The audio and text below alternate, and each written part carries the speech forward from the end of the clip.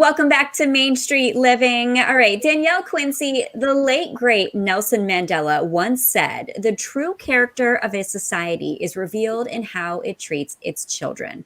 I 100% agree with this. Absolutely. Absolutely. And in the US, actually, the foster care system was created to care for children who've been removed from their homes because of abuse or neglect, but there's still a lot of cracks for kids to fall through. So our next guest is working to make sure that foster youth have all the skills and support they need to thrive.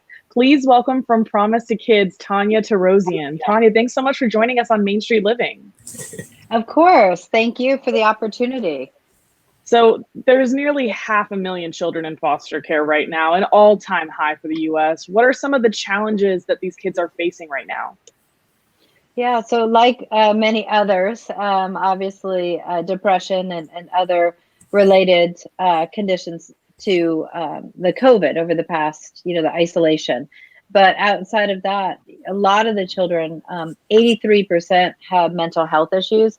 The majority are related to their past trauma of abuse. So what's the biggest challenge is that there just aren't enough foster families available to take the number of children that are in foster care. And so you do see a lot of children without the resource of a foster family. So in our community, that may mean that they're in Polinsky Children's Center, which is a temporary shelter, or they might be moving from temporary home to temporary home. So, and each time, of course, a move disrupts trust and somebody's life. So it compounds that trauma.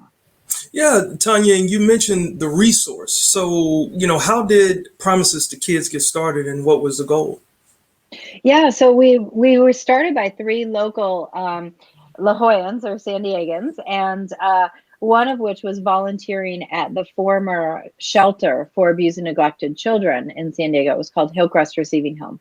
And she would volunteer there and see that it was overcrowded, not up to standard in terms of where you would feel it is loving and comforting. And so she said, we could do better as a society, and set about in partnership with the County of San Diego to raise funds and build what's called Polinsky Children's Center today. So our first project really was to find a solution for temporary shelter for kids in need. And so we raised $13 million and built the center, and then turned it over as a gift to the County of San Diego, who runs and operates it.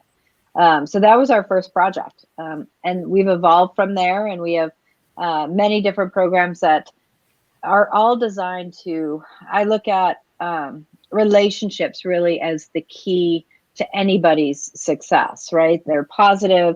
They know that they're loved. They know that there's somebody for them. There's positive adult role models. And so throughout all of our programs, that's really what we aim to provide to children. Oh, wow. Wow. So what are some of the ways that Promise2Kids helps to foster youth? Yeah, so one of the programs we have, which is gearing up for summer, after a year of being off, it's called Camp Connect. And the importance for that program is really bringing brothers and sisters who may have entered foster care together, who now unfortunately have to live apart while they're in care for limited resources, different needs. Promises2Kids knows the value of that relationship and wants to bring them together. So we have a 4-day summer camp, and it's only for children who are separated from their brothers and sisters. So they get to go up to camp, spend that solid time with their brothers and sisters, and then every month thereafter, we have activities where we may go to the beach, we might go to a museum. It's just all about connection and making sure that that happens. Another program that we have is our largest program called Guardian Scholars, and that's a education support program. So again, it's focused around mentoring and case management, and then a little bit of scholarship financial support. Yeah, well, you mentioned the mentorship program. Can you elaborate a little bit more on that? Yeah, so mentoring, we have many different ways to get involved as a mentor. You have to commit to a minimum of 1 year, and you can either be paired one-on-one with students who are either in vocational training or community college or college. We're really trying to help them make that transition from foster care to adulthood. We also have 2 really unique opportunities that developed this year out of students' requests. So many of you may not know foster care has a disproportionate number of children that are in foster care that are representative of ethnic and cultural minorities. So for example, African American children are about 26% of foster care children, yet in our community, it's closer to 8 to 10% representation community-wide. So we know that that's a problem. And same with Latinos and Latinas. So our students have asked for specific services and specific role models from those two communities. And so we created 2 mentor groups that will be specific to those 2 groupings of individuals. So we're looking for African American males and females and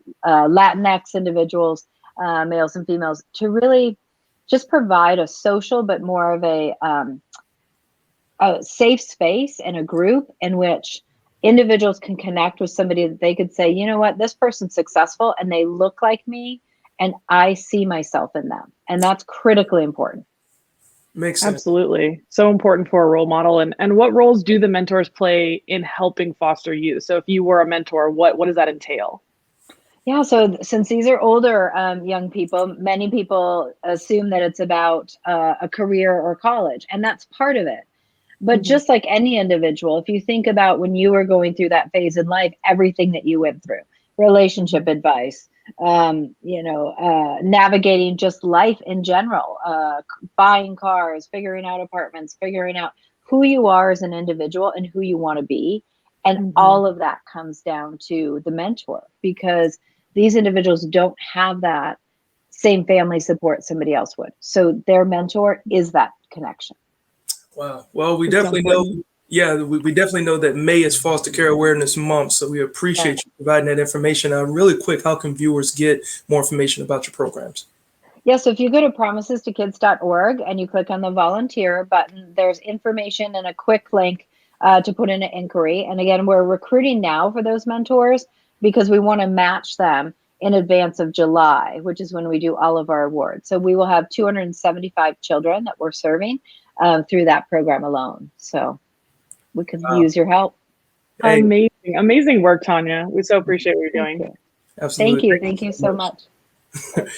No problem. Well, Danielle, there's so much more love and care to spread on today's show. In fact, we're going to continue with a little world-class cancer care after the commercial break. So we'll be right back.